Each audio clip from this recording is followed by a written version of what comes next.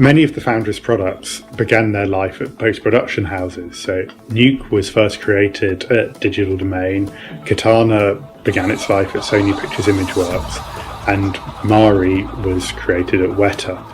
And our latest addition to the Foundry's product line, Flix, also began its life at Sony Pictures Imageworks. Obviously, the earliest product we took on in this way was the Nuke product. When we took development on, we did it in conjunction with Bill Spitzak, who was one of the key developers behind the original project.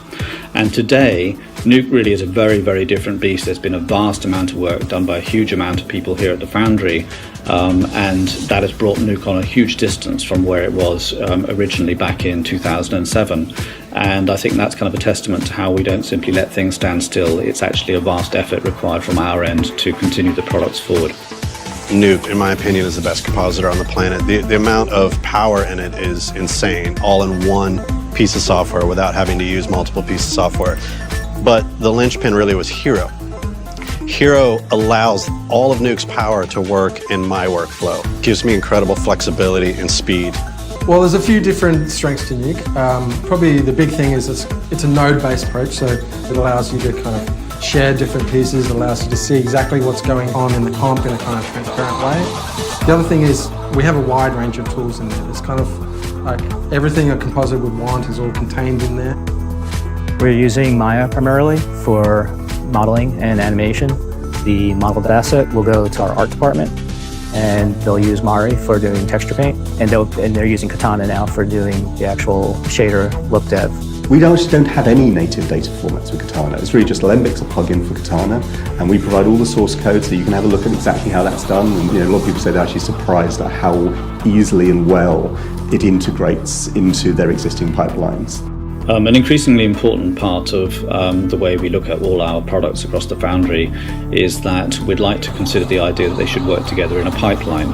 And we're getting better and better at this as the years go by, so you can take a project from start to finish and potentially use Foundry products all along the way. A lot of our modeling happens in Modo, sometimes texture painting as well, and some light sculpting we do in Modo as well. Its selection tools are fantastic. I find it very fast compared to other modelers. Everything I need to get to is very quick to access, doesn't take too many clicks, and I just find it really quick to use.